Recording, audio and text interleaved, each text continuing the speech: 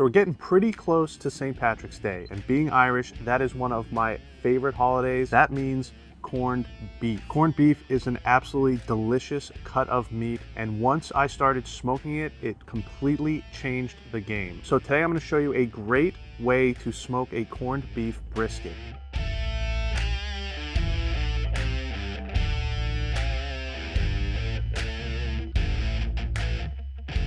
Now, if you are able to find a full corned beef brisket, be sure to pick it up. They are harder to find, and your other option would be to buy a normal brisket and brine it yourself. And this is a great idea, and I hope to do this one day in the future.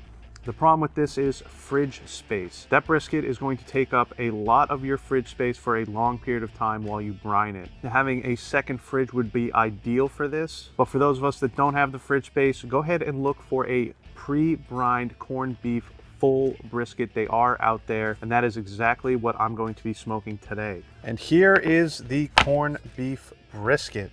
As you can see, it's already trimmed up pretty nicely. Now, what you want to do with this is thoroughly rinse this off very well. Get all that brine off because it is super salty. Your best option is let this soak overnight in some water. I didn't have a chance to do that, so if you can't do that, it will be fine. Just give it a very good rinse and then pat it dry. And as you can see, this is already trimmed up pretty decently. So a few things I do want to address on this. First thing will be this pocket of fat here. I just want to cut some of this out here.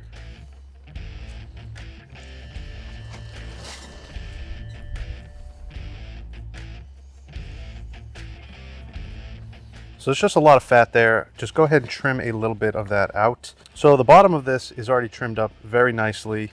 Now this end here is a little thin, so I'm going to trim that down a little bit and just give it a nice shape. What I like to do sometimes, take the back of my knife, kind of trace out where I'm going to cut, see how it looks, and then go ahead and trim it. This knife is super dull. Great, just great. Now you could save these trimmings, maybe make a corned beef burger. It's not a bad idea. Just gonna trim some of this fat down a little bit, just where it's high. Like I said, this thing looks pretty good. So I might just, some of these loose bits on the side I'll trim down. Don't want that getting burned up. There's a little bit of extra fat on top here. Might just trim it down a little bit.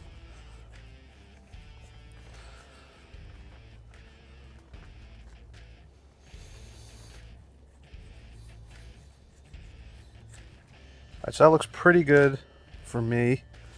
Then I like to just kind of smooth it out.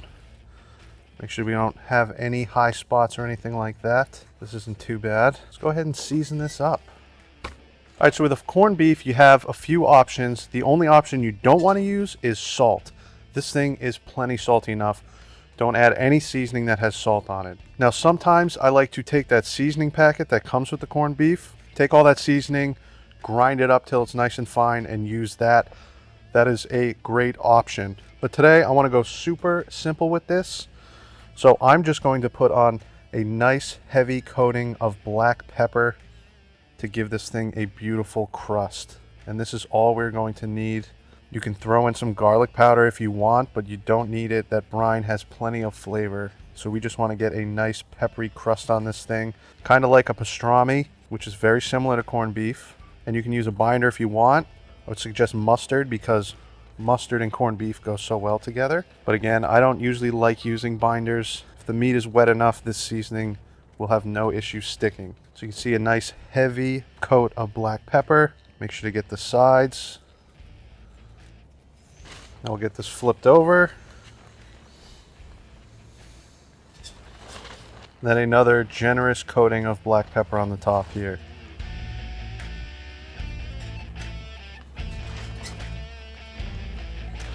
And this is going to have a absolutely delicious crust on it. This black pepper goes very well with that corned beef flavor. Let's try and get some of the edges with the leftover pepper on the board. This looks great. All right, so this is all ready for the smoker. I'm gonna be using my offset smoker today, using a mix of maple and oak. I love using that. But I also want to monitor the internal temperature of this corned beef. So today I'm gonna be using this TYPHUR sink.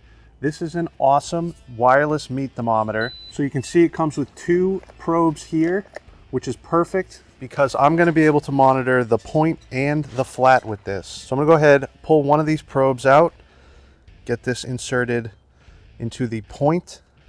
I'm gonna take my other probe, and this one is going to go into the flat. I wanna try and get into the thicker part of the flat here. Now with wireless meat thermometers, you want to make sure you're getting that in the center of the meat. With the TYPHUR Sync, it has 5 internal temperature sensors in the probes. That way, it's going to read your lowest temperature and give you that. So you're going to have a super accurate reading on both of these probes. Now the other great thing about the TYPHUR Sync, you can see here, it has a digital readout screen, so you can read your temperatures right on this base. I can also go ahead and set up the cook through this base as well. They have a fantastic app to use, but if you're not in the mood for using an app, you can go ahead, do it all right through this screen. Now, the other great thing about the TYPHUR Sync, this connects to your Wi-Fi network at your house. So this way, anywhere that you have an internet connection with your phone, you can go ahead and monitor this cook. So if you have to run out, make a beer run or something, you'll still be able to stay connected with this and monitor your cook anywhere you can get internet access. So that is a fantastic option, and I love the TYPHUR Sync because of this. And the distance capabilities of this is fantastic as well. I usually keep this pretty far away from my house because my smoker's out here, but it still stays connected to the Wi-Fi network. You also have the option to just use a regular Bluetooth mode if you don't want to use the Wi-Fi. Now I have a video where I compare this to the new Meter 2. I'll make sure to have a link to that video at the end of this, so stick around if you want to see that. But I'm going to get this all set up, and this is ready for the smoker, so let's go ahead and get it right on. All right, let's get this corned beef onto the smoker. So just like a normal brisket, we are going fat side up, and I'm also putting the point towards where my heat source is coming from. And if you can see over here, I also have a blocker wood, so this doesn't get blasted with some heat and get burnt up. But that is that. Let's get this in so we can let it smoke.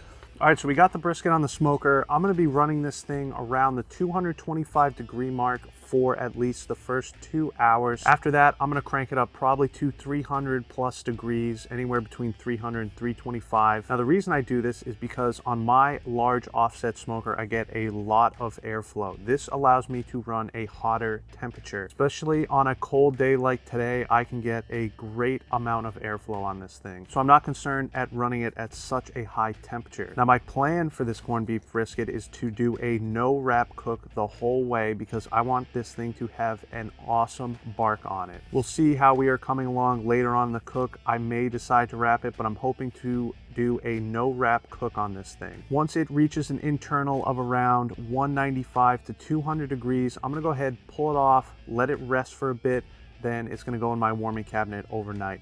This is how you can get fantastic results on any brisket, whether it's a normal brisket, a pastrami, or a corned beef. All right, so I'm gonna let this go for about 5 or 6 hours before I check on it, see if it might need a spritz. I don't think it will, but we will see after the 5 or 6 hour mark. Let's jump ahead to 5 or 6 hours and we will check on this brisket. All right, guys, we're just at the 6 hour mark on this brisket. Let's check it out.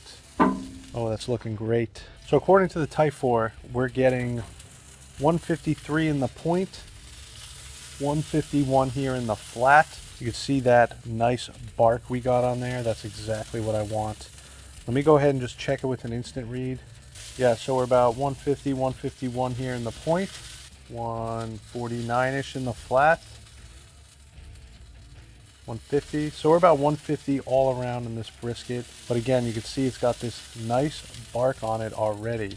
I didn't want to have to wrap this, so I think I might let it go another hour unwrapped, see where we are for temperatures, but I'm going to lose light out here pretty soon. So what I'm gonna do here is in an hour, if we are still around 160-ish or so, I'm gonna go ahead, pull it off, wrap it with some butcher paper and tallow.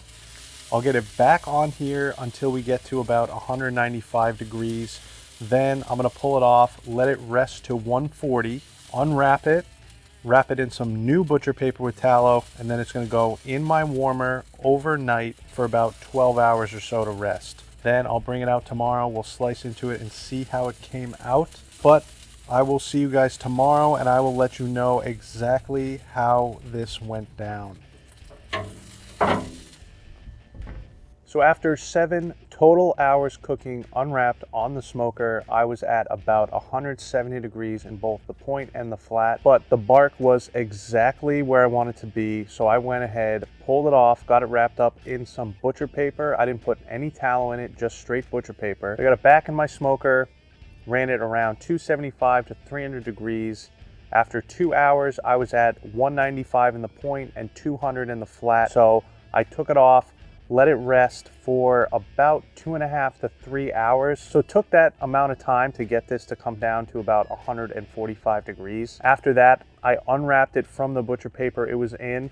I wrapped it up in fresh butcher paper along with some beef tallow. Then I got it in my warming cabinet at 160 degrees where it's been for the past 12 hours. And here we are. It smells absolutely fantastic and I'm excited to see how it came out. So let's go ahead and get this unwrapped. Now, if you're going to do a long hold, I highly suggest swapping out your butcher paper from the original wrap.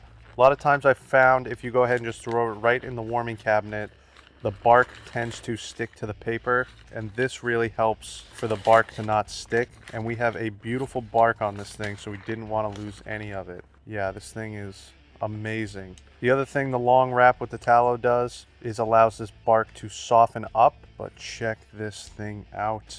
Get it right down on the cutting board. So like I was saying about softening the bark up, I really like to cook this till the bark is super crispy because I know it's going to soften up where it is absolutely delicious. But go ahead and check this thing out. It has amazing bark.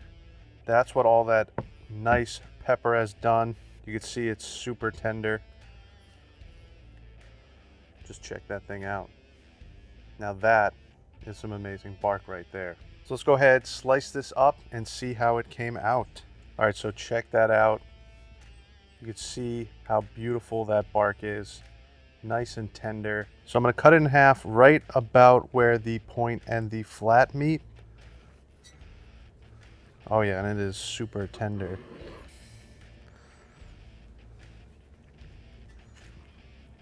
Yeah, check that out. Nice corned beef brisket, super juicy. You can see all that fat is rendered down beautifully in there. Oh yeah, that is going to be a delicious brisket right there. Let me just get a picture and then we will get some slices off of this. All right, we are back. Let's get this flat moved over. Now what I want to do is cut this point right in half so I can show you a nice cross section and then we'll get some slices off of it. Oh yeah, just check that out. That is a beautiful corned beef brisket. It's always weird cutting up corned beef because of how red it is. Expect it to look like a normal brisket, but this is going to be good. So while I'm here, get a few slices of the point. Just one actually. And then I will get a slice of the flat. Beautiful. So let's go ahead and get these beautiful chunks of corned beef moved over and we'll just take a look at these slices. That is a nice slice of the point. You can see this fat is rendered beautifully. Nice gold color up there. You're not going to see a smoke ring because the whole thing is red. And then check out the flat. Absolutely gorgeous. And this was a beautiful brisket, had plenty of marbling in there and you can kind of see it right there in the flat. But let's go ahead and give this a try. All right, so you can see how delicious this corned beef looks, but let's go ahead, give it a try. I'll start with this flat. So I did cut this a little thick, give it a little bit of a bend test there, not too bad. And with a corned beef or pastrami or any cured meat, the tenderness is going to be a little bit different. Let's go ahead and give this a pull. Oh yeah, see, it just pulls right apart like that. Absolutely beautiful. Let's check the point before I give it a try. This is going to be the best piece right here. Yeah. All right, so before I try the point, I'm gonna go ahead and try a little bit of the flat because I know that point is going to be absolutely delicious. So here we go. So the bark on this is incredible. nice and peppery. Now, a lot of times with corned beef, it can be a little bit salty. That's why earlier I suggested soaking it. I did not soak this brisket at all. I just rinsed it off thoroughly and then patted it dry. And this is not salty at all. It is salty, but just salty enough. It's not overly salty like some corned beefs that I've had before. But let me go ahead and give this point a try with all that delicious fat in there. Yeah, that is absolutely amazing. Nice crunchy bark. Now those slices of point are going to be perfect on a corned beef sandwich. That is what I'm going to be planning on doing with some of this for sure. You could also cool this down in the fridge till it gets nice and firm. Then go ahead and do nice thin slices of corned beef, and you will have some delicious corned beef sandwiches to be made for lunch. But this is definitely the best corned beef that I've ever made. Like I said, sometimes it's a little salty. This one's not salty at all. And that pepper crust is amazing. I can't get enough of this. But I want to save this because I want to make some delicious sandwiches out of it, and then probably a little corned beef and cabbage. But I hope you guys enjoyed this video. If you did, make sure to give it a like.